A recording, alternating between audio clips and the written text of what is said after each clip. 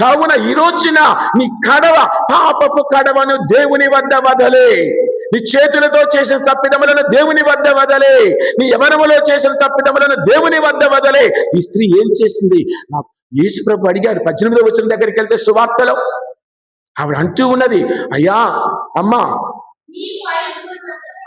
నీకు 5 ఒకళ్ళు కాదు, 2 కాదు, 5 ఎంజాయ్ చేసింది ఆవిడ. చదువు తల్లి, పర్వాలేదు. మనము ఉన్నది ఉన్నట్లుగా ఈ రోజుల్లో మాట్లాడుకోకపోతే మనమే మంచోళ్ళం అనుకుంటాం. నువ్వు ఏ స్త్రీ దగ్గరికి వెళుతూ ఉన్నావు?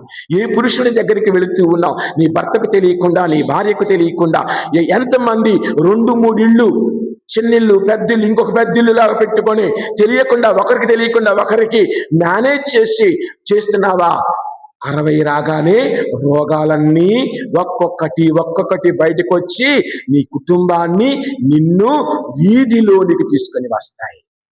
నువ్వు అనుకోవచ్చు, నన్ను ఇప్పుడు ఎవడు చూస్తున్నాడు, ఎంజాయ్ చేస్తున్నాను కదా, తలుపులు మూస్తున్నాయి కదా, మా ఆయన లేడు కదా అనుకోవచ్చు.